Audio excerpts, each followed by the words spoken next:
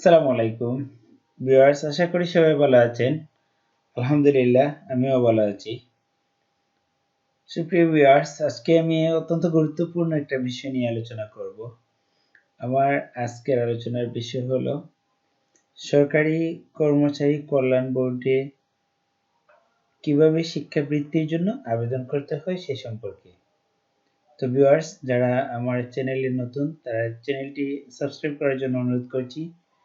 সেই সাথে পাশে থাকা বেল আইকন করে দিলে আমার পরবর্তী ভিডিও নোটিফিকেশন আপনার কাছে চলে যাবে এবং আপনি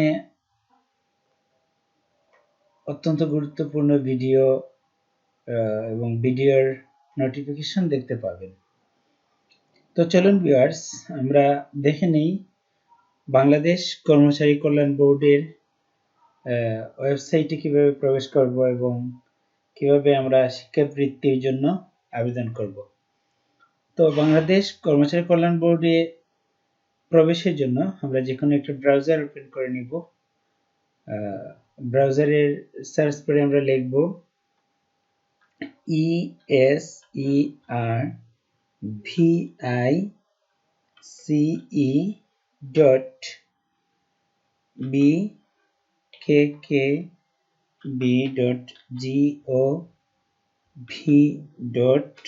eservice.bkkb.gov.bd। এই ওয়েবসাইটটি দিয়ে আমরা এন্টার প্রেস করব। এন্টার প্রেস করলে এই ধরনের একটা ইন্টারফেস পাবো। এখানে বাম দিকে লেখা আছে শিক্ষাবৃত্তির আবেদন, আর ডান দিকে দুইটা অপশন থাকবে, একটা হচ্ছে রেজিস্ট্রেশন আর একটা হচ্ছে লগইন।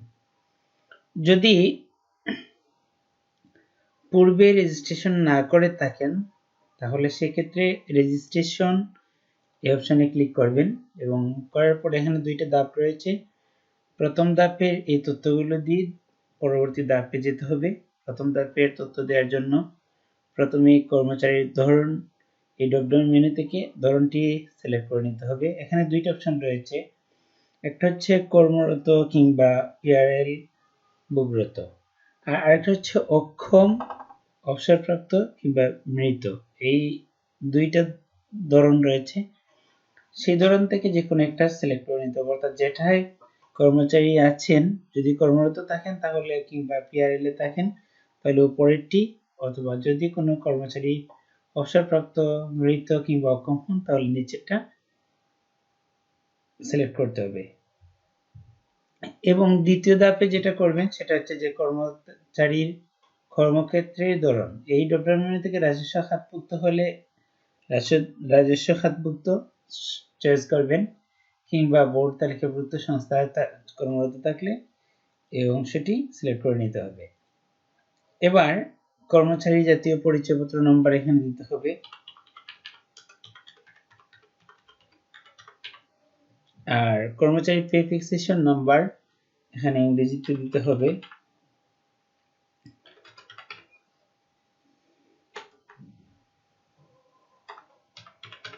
এখানে সঠিক পে ফিক্সেশন নাম্বার না দিলে পরবর্তী ধাপে যাওয়া যাবে না। এই যে কর্মচারী পে ফিক্সেশন নাম্বার ভেরিফিকেশন নম্বর সঠিক নয়, অর্থাৎ এখানে ভুল দিলে পরবর্তী ধাপে যাওয়া যাবে না। এই জন্য সঠিক পে ফিক্সেশন নাম্বার দিতে হবে, দিয়ে পরের ধাপের জন্য ক্লিক করতে হবে। এই হচ্ছে এখানে রেজিস্ট্রেশনের সিস্টেম। আরেকটা বিষয় হচ্ছে যে দ্বিতীয় ধাপে গিয়ে সেখানে পাসওয়ার্ড দিতে হবে এবং পাসওয়ার্ডটা মনে রাখতে হবে। এমন একটা পাসওয়ার্ড সিলেক্ট করে নেবেন যাতে পরবর্তীতে এই পাসওয়ার্ডটা না ভুল হয়। তো আশা করি ভিউয়ার্স এভাবে রেজিস্ট্রেশন সম্পন্ন করে নিতে পারবেন। এবার দ্বিতীয় ধাপে যে কাজটা করবেন সেটা হচ্ছে লগইন। আর লগইনের জন্য প্রথমে মোবাইল নাম্বার বা আইডি দিতে হবে। তো আমি একটা মোবাইল নাম্বার দিলাম এবং পাসওয়ার্ড দিলাম। দেওয়ার পরে মোবাইল নাম্বার এবং পাসওয়ার্ড দেওয়ার পরে লগইনে ক্লিক করবেন। আমরা লগইনের জন্য প্রথমে আমরা আইডি হিসেবে মোবাইল নাম্বার আমরা যেটা ভেরিফিকেশনে ব্যবহার করেছি সেই মোবাইল নাম্বার দেব এবং পাসওয়ার্ড দিয়ে লগইনে ক্লিক করব। লগইনে ক্লিক করার পরে এই ধরনের একটা ইন্টারফেস পাবো।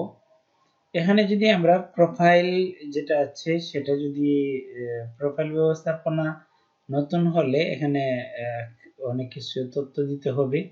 দিয়ে এডিট করে ছবি সংযুক্ত করতে হবে, তারপরে সিগনেচার সংযুক্ত করতে হবে যদি নতুন হয়ে থাকে, আর পুরাতন হলে তো আছেই। যদি কোনো কিছু পরিবর্তন করতে চান, সংশোধন করতে চান, এখান থেকে সংশোধনের সুযোগ আছে। এই যেখানে ক্লিক করে তারপরে সংশোধন করে নেওয়া যাবে, তার মানে ছবি পরিবর্তন করা যাবে। হলো বিষয়। এবার আমরা যদি দেখি যে আবেদনপত্র, তো আবেদনপত্র এখানে দেখেন এই একটা গুরুত্বপূর্ণ বিষয়, এখানে ক্লিক করেও আবেদন করা যাবে। যদি আমি ক্লিক করি এই ধরনের ইন্টারফেস পাবো, কিংবা এই যে হোম প্রোফাইল ব্যবস্থাপনার নিচেই আবেদনপত্র রয়েছে, আবেদনপত্রে ক্লিক করলে এই অপশনটা আমরা দেখতে পাবো। এখানে আবেদন কিভাবে করতে হবে বিস্তারিত এখানে দেওয়া আছে। তারপরে এই তথ্যগুলো ভালো করে পড়ে, অর্থাৎ এখান থেকে আমরা কোন কোন শর্ত রয়েছে এই বিস্তারিত পড়ে নিতে হবে, এবং পড়ার পর সম্মত হয়ে থাকেন শর্তের সাথে ওই যে উপরে যে শর্তগুলো রয়েছে সবগুলো পড়ে, তাহলে সেক্ষেত্রে এখানে এই যে চেকবক্স আছে এখানে রাইট চিহ্ন দিতে হবে এবং আবেদন শুরু করুন এই অংশে ক্লিক করবেন। আবেদন শুরু করুন এই অংশে ক্লিক করলে এখানে দেখা যাবে যে কর্মচারী কর্মক্ষেত্রের ঠিকানা ঢাকা মহানগরের ক্ষেত্রে শুধুমাত্র ঢাকা মহানগর, অন্যথায় সংশ্লিষ্ট বিভাগ নির্বাচন করুন। এক্ষেত্রে এখানে ঢাকা মহানগর শুধু সিলেক্ট করবেন, আর না হয় যে বিভাগে সেই বিভাগকে সিলেক্ট করে নেবেন। তারপরে জেলার নাম, তারপরে হচ্ছে উপজেলা, এই তিনটেই সিলেক্ট, যেহেতু আগে ওই আইডি থেকে করেছিল এর জন্য এগুলো দেখাচ্ছে। যদি আপনি প্রথমবার করে থাকেন তাহলে এই তিনটেই সিলেক্ট করে নিতে হবে। তারপরে কর্মচারীর তথ্য যেগুলো আছে এখানে প্রথমবার করলে কর্মচারী পদবি লিখতে হবে বাংলা ইংলিশে। তারপরে হচ্ছে কর্মচারী স্বামী স্ত্রী অথবা স্ত্রীর নাম, যিনি কর্মচারী তার, উনি যদি পুরুষ হয়ে থাকেন তাহলে ওনার স্ত্রীর নাম লিখতে হবে, বাংলায় লিখতে হবে এবং ইংলিশে লিখতে হবে। কর্মচারীর ঠিকানা অর্থাৎ ও স্কুলের নাম, কিংবা যদি অন্য অফিসে থাকেন অফিসের নাম অর্থাৎ অফিসের ঠিকানা এবং নাম এখানে উল্লেখ করতে হবে। কর্মচারী বেতন স্কেল, কোন স্কেলে তিনি বেতন পান সেই স্কেল এখানে উল্লেখ করতে হবে। মূল বেতন কত এটা উল্লেখ করতে হবে, এই কলামটা এখন বাধ্যতামূলক। তারপরে বেতন গ্রেড কত, তারপরে প্রথম চাকরি যোগদানের তারিখ এখানে উল্লেখ করতে হবে। তারপরে এখানে ছবি এবং সিগনেচার সংযুক্ত করতে হবে। যদি ছবি এখান থেকে কর্মচারীর ছবি আপলোড করে নিয়ে অংশে ক্লিক করে ছবি যেখানে আছে সেখান থেকে কর্মচারীর ছবিকে সিলেক্ট করে নিতে হবে। তো কর্মচারীর ছবি এখানে ক্লিক করে ছবি যদি কোথাও থাকে অন্য কোথাও তাহলে সেখান থেকে সিলেক্ট করে নিতে হবে। এবং কর্মচারীর এখানে গ্রেড এবং চাকরিতে যোগদানের তারিখ দেওয়ার পরে কর্মচারীর ছবি যদি না থাকে তাহলে এই যে কর্মচারীর ছবি আপলোড করুন এই অংশে ক্লিক করে ছবির সাইজ 300x300 হবে এবং স্বাক্ষর হবে 300x80 মেগাপিক্সেল। এই ধরনের একটা স্বাক্ষর এখানে সংযুক্ত করে দিতে হবে। তারপরে ব্যাংক হিসাব নাম্বার, ব্যাংক হিসাবের তথ্যগুলো এখানে ব্যাংকের নাম, তারপরে ব্যাংকের জেলার নাম, শাখার নাম, রাউটিং নাম্বার অটো চলে আসবে এবং ব্যাংকের হিসাব নম্বর যেটা হচ্ছে অনলাইন হিসাব নম্বর এবং হিসাবের নাম অর্থাৎ কর্মচারীর নিজের নাম এখানে উল্লেখ করতে হবে। ছাত্রছাত্রীর ক্ষেত্রে যদি দুইজন সন্তান হয়ে থাকে তাহলে দুইজন সন্তানের পুরো তথ্য এখানে দিতে হবে। যেমন প্রথম সন্তানের নাম দিবেন, তারপরে কোন ক্লাসে পড়ে সে শ্রেণীর নাম সিলেক্ট করে দিতে হবে। এখানে ষষ্ঠ থেকে অষ্টম পর্যন্ত একটা ধাপ, নবম দশম কিংবা এসএসসি দাখিল এগুলো হচ্ছে একটা ধাপ, এইচএসসি আলিম ওইটা হচ্ছে একটা ধাপ, বিএ কিংবা বিএ সমমান একটা ধাপ, আর মাস্টার সমমান এবং ডক্টরেট সমমান একটা ধাপ। এই কয়েকটা ধাপে বিভক্ত আছে, এগুলা দেখে এই 6টা ধাপ থেকে যে কোনো একটা সিলেক্ট করে নিতে হবে। তারপরে ফলাফলের ধরন, যদি জিপিএ পেয়ে থাকে তাহলে শতকরা হার পেয়ে থাকে, কিংবা প্রমোশন পেয়ে থাকে প্রমোটেড হয়ে থাকে তাহলে এখানে যে অপশনের সিজিপিএ পেয়ে থাকলে অর্থাৎ ফলাফলের ধরনটাকে সিলেক্ট করে দিব। তারপরে পূর্বের শ্রেণীর ফলাফল লিখতে হবে, শিক্ষা প্রতিষ্ঠানের জেলা, কোন জেলায় সে লেখাপড়া করে সেই জেলা এখানে সিলেক্ট করে নিতে হবে ড্রপ ডাউন মেনু থেকে। শিক্ষা প্রতিষ্ঠানের নাম সিলেক্ট করে নিতে হবে, ড্রপডাউন মেনুতে থাকবে। তারপরে হচ্ছে শিক্ষা প্রতিষ্ঠানের কোড বা রেজিস্ট্রেশন নাম্বার, এখানে অটো চলে আসবে। তারপরে কর্মচারীর মোবাইল ফোন নাম্বার। দ্বিতীয় সন্তানের ক্ষেত্রে একইভাবে যদি দ্বিতীয় সন্তান থাকে তাহলে এখানে কিন্তু রাইট চিহ্ন দিয়ে তৃতীয় সন্তানের অন্যান্য তথ্যগুলা দিতে হবে। তারপরে সবশেষে কর্মচারীর অফিস প্রধান কিংবা দায়িত্বপ্রাপ্ত কর্মকর্তার তথ্য দিতে হবে এখানে। যদি প্রাথমিক বিদ্যালয়ের কোনো শিক্ষক অ্যাপ্লিকেশন করে থাকেন তাহলে সেক্ষেত্রে উনি ওনার উপজেলা শিক্ষা অফিসার মহোদয়ের নাম দিবেন কর্মকর্তার নামের ক্ষেত্রে। আর কর্মকর্তার পদবি যেহেতু উপজেলা শিক্ষা অফিসার বলছি সেজন্য উপজেলা শিক্ষা অফিসারই দিবেন। তারপর ওনার মোবাইল নাম্বার এবং ইমেল দিয়ে সংরক্ষণ করে ক্লিক করবেন। এভাবে এই যে নিচে আছে এখানে সংরক্ষণ করুন, এই অংশে ক্লিক করলে সংরক্ষণ হবে এবং একটা প্রিন্ট করে নিতে পারবেন।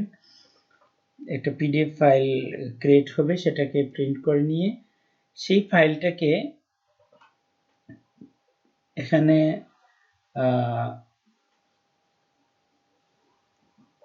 উপজেলা শিক্ষা অফিসার মহোদয় স্বাক্ষর নেবেন এবং কর্মচারী নিজে উনি একটা কলাম থাকবে স্বাক্ষরের জন্য, স্বাক্ষর দেয় থাকবে। আর উপজেলা শিক্ষা অফিসার মহোদয় স্বাক্ষর নেবেন এবং রকেট নাম্বার অবশ্যই নিতে হবে, স্বাক্ষর এবং সিল নেবেন। তারপরে এটাকে আবার স্ক্যান করে অপশন থাকবে পরবর্তীতে সাবমিট দেওয়ার জন্য। সেক্ষেত্রে আরেকটা বিষয় থাকবে সেখানে চূড়ান্তভাবে দাখিলের জন্য এই অংশে ক্লিক করবেন এবং এখানে শিক্ষার্থীর